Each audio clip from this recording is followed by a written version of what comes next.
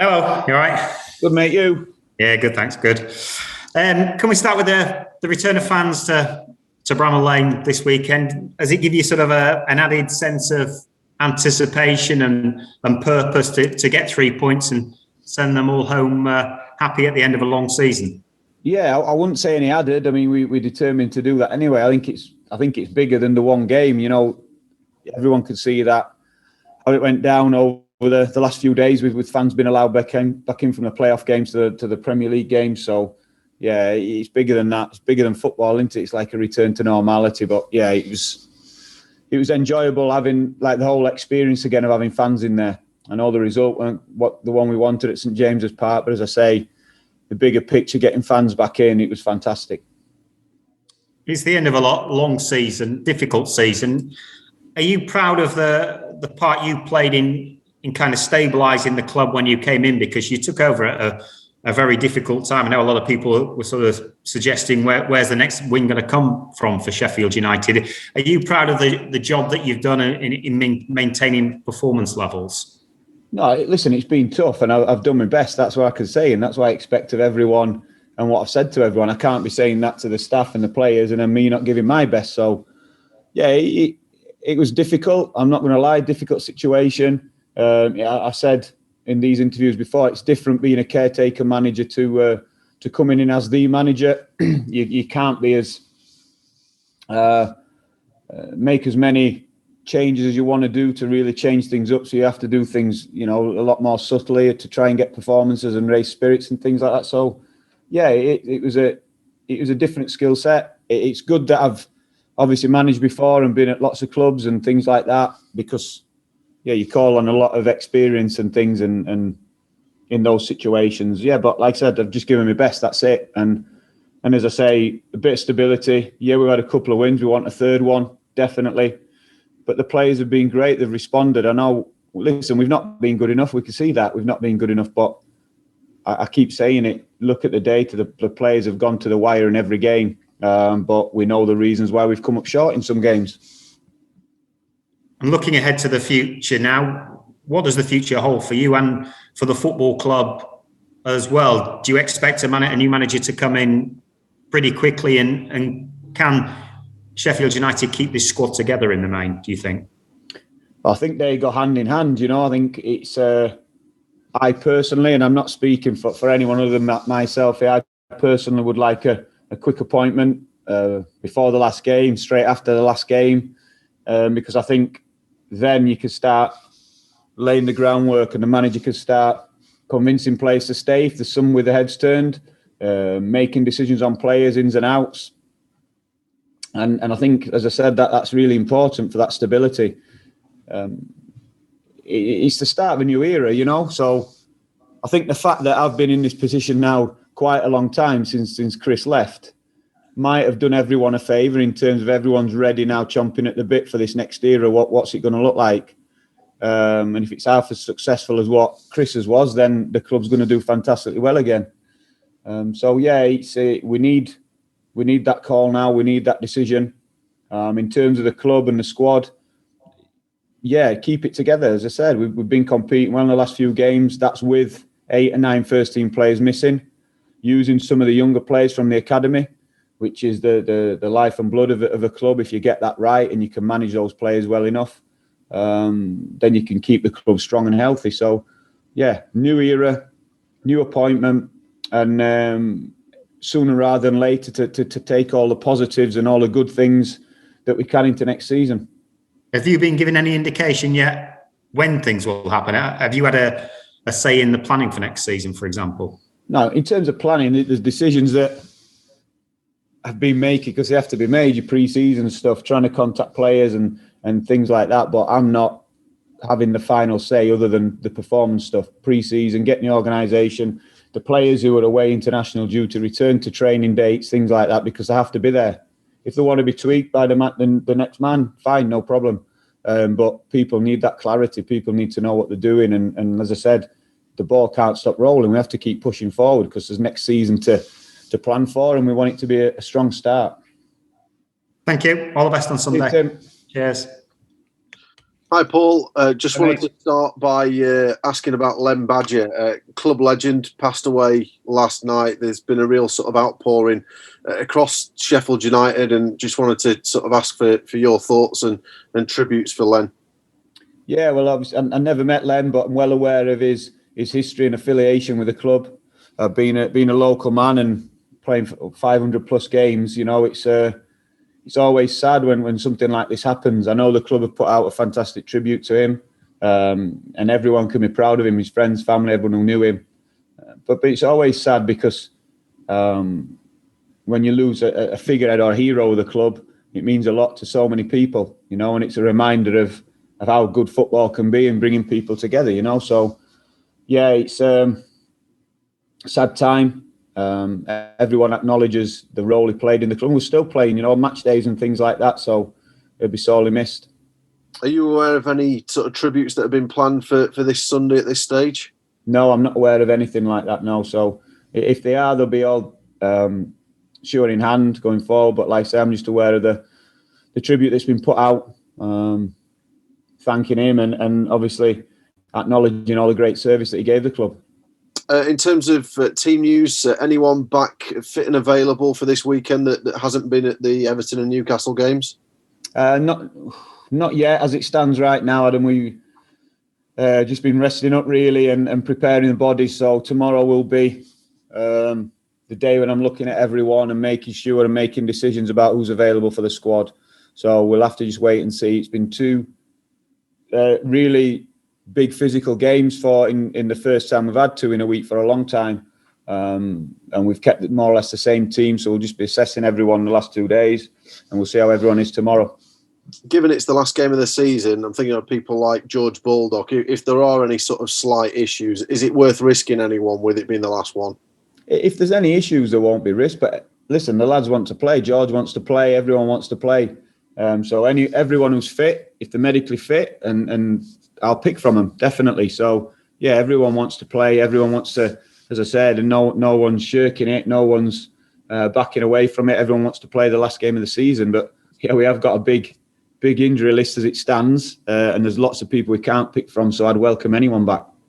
How impressed have you been with Jack Robinson over the last couple of games, coming back and playing at left centre back? I imagine the injuries probably cost him a bit more time in the team this season. Yeah, probably. And yeah, I have been pleased with him. He had out a long time, a couple of complications which kept him out a bit longer, but he worked hard. And I thought it was only right that I put him in. And he's performed really well in both games. As I said, he's come back in, and it's a credit to how hard he's worked with the medical staff and himself in training that he managed to last 90 minutes and then 90 minutes again 3 days later. So, yeah, been pleased with him, and he's one of the ones who's managing his body now through these last couple of games because he's determined to be fit and available for Sunday as well. He seems to be someone that's added a little bit more balance from an attacking perspective. I'm thinking about the kind of overlapping role that Jack OConnell played. Certainly in the last couple of games, it seems like you've been able to do that on both flanks, which hasn't necessarily been the case all season. Yeah, listen, yeah, definitely, he has. There's been other things as well. He's added a calmness. He competes well, and as I said, he's looked after himself, so he's been fit enough and strong enough to play in Premier League games, which is great. It's fantastic. Obviously, he's speaking about he set up the goal at Everton, which turned out to be the winning goal, and he knows the role. He's known it before. We're still encouraging those players to get forward. And he was trying again at Newcastle. Actually, last 10 minutes, I was telling him to maybe to be the one to stay because he was flagging, and we were the ones who were getting vulnerable on the counter attack. So yeah, he showed some real honesty and determination to keep going. Daniel Jebberson called up to the England under-19s. Not been a bad few weeks for the lad. Yeah, he's done well, but they're going to call him up. He stepped up to the Premier League, played well, scored a goal. I actually thought his all-round game was better against Newcastle than it was against Everton. Disappointed. He is disappointed. I'm not disappointed with him. He's disappointed about a couple of things in the box where he felt he could have had a goal. So we'll keep pushing little things like that because for me, when he's being shown such progression at a young age over this last year, we have to keep pushing him, and he's taking it all in, and he's trying, and he's seeing the rewards for it. So we have to keep encouraging him. Does the fact that he's disappointed with things and he knows that and he's recognising that, is that a real plus at his tender age? Yeah, it's a plus, and it's very similar. As an instance, very similar Newcastle game to the goal he scored against Everton, and obviously he's felt what it feels like to score. He's seen the rewards when he does these right things and the detail in the box. So he knows how important it is now. So it's going to make him even more hungry. How much will he and the other sort of younger lads that have been on the pitch or just been around the squad benefited from the last few weeks in terms of a Premier League experience around a first team? Yeah, they'll have obviously felt it, which has been good. There's probably been more opportunities to train as well together since I came up, because as COVID restrictions have eased a bit, and we've just tried to manage it a little bit differently with getting them on the grass. Because we're a team that's suffered heavily with that. We're a Cat 2 academy with Cat 2 facilities, but we're the only Premier League club as a Cat 2, you know. So we've been judged by Premier League standards. So other Cat 2 clubs, when they've been in the Football League Championship, have been able to get a cleaner and easier flow of players between the squads because it's not been as strict.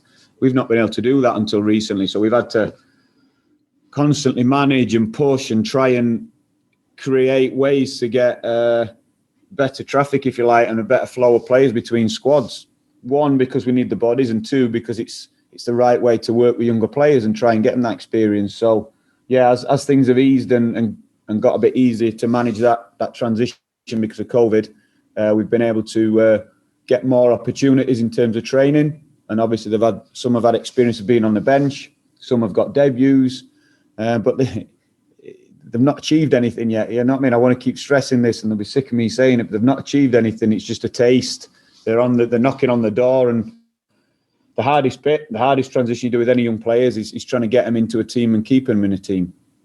In terms of yourself, Paul, as your sort of caretaker spell in charge, whetted your appetite for becoming a permanent boss again, either at United or elsewhere? Yeah, nothing's changed in the short time. I didn't come here to be a manager. I came here to work with the young players, and I've really enjoyed it. I've had plenty to get my teeth into, which has been great. I've enjoyed working with the academy staff, Chris, Jack, Dell, all the support staff.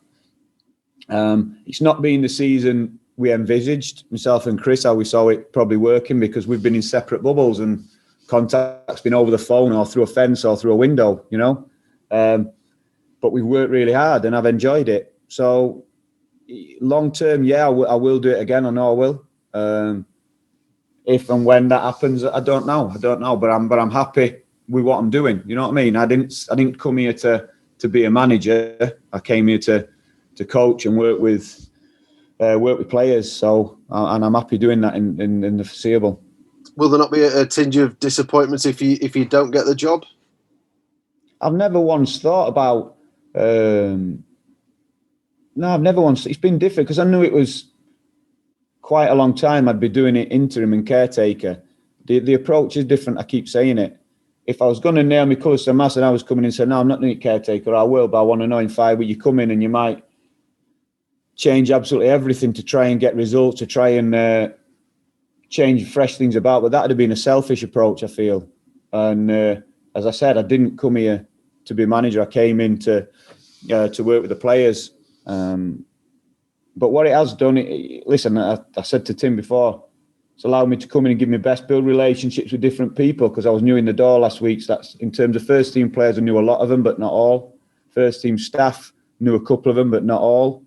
So I thought what it has done is allow people to see how I work, what I do, and allowed the younger academy players to maybe get a bit more continuity through to the first team, which we'll try and continue to capitalise on. So there's definitely been benefits of me stepping up and doing it for me, going back and doing the other role. With fans returning, do you feel that could give you an extra 5-10% to finish the season with at least a point, if not a victory, to go into the summer? Yeah, I'd love to say, yeah, I hope so. We are without doubt one of the teams who've suffered.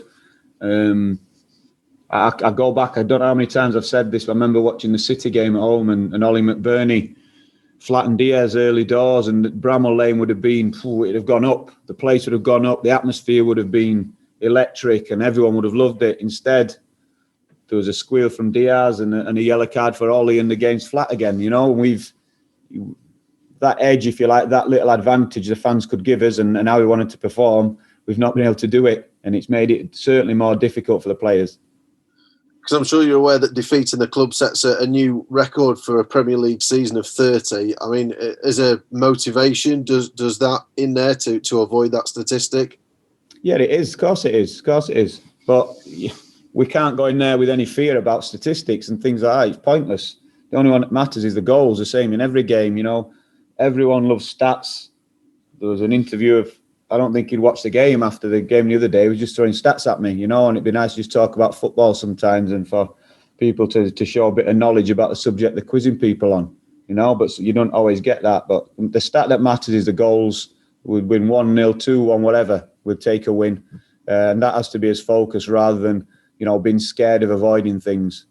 And as I said, we know his fate in terms of where we're playing next season. But I have also spoke to players about it won't be any easier next season. There's 46 games instead of 38. But I'm positive if we bring the same intensity and work rate in what I've seen, and as I've said, there's only Leeds outrun the boys in the Championship and deliver that for 46 games, they'll be fine. They'll be fine because in other ways, the Championship is not as strong as the Premier League, and we all know that. How do you feel that the club, the players and the fans should reflect on this season and what has happened over the last couple of years in the Premier League?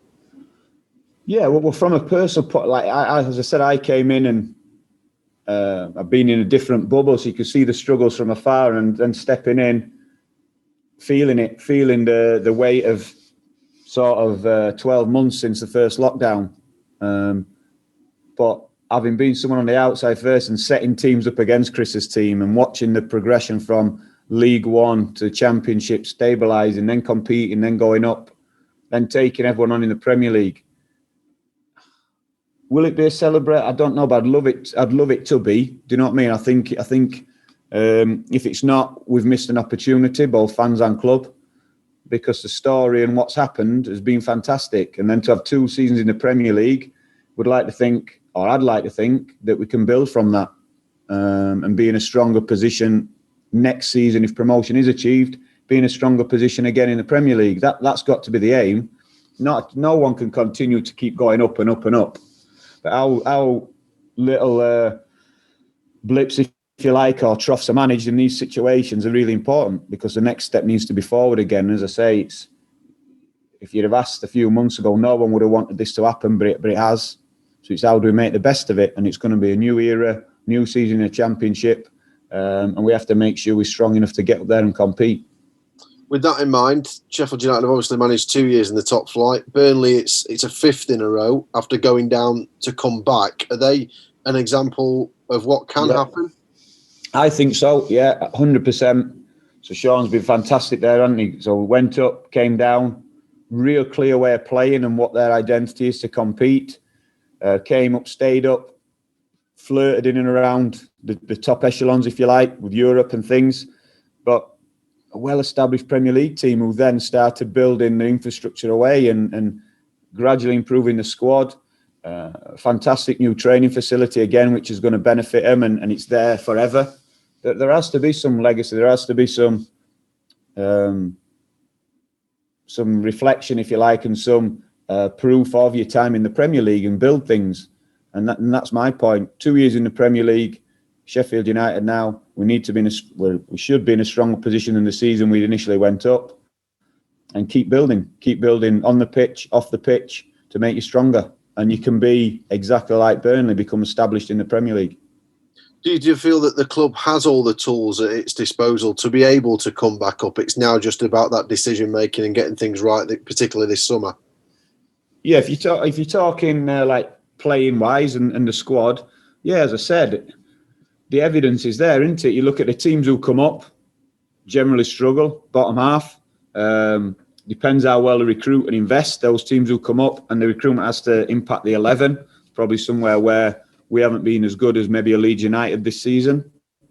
Next season, you keep the team together. Again, the evidence is there. Look at the teams who are all up there competing. Keep the squad together. Why not? The boys, and then if we can keep building and making the group stronger beneath in the 23s and get through the players into the squad that way, fantastic. And that's everyone doing the job then and driving the club forward. Thanks, Paul. Good luck this weekend. Cheers, Adam. Afternoon, Paul Kim from TalkSport here.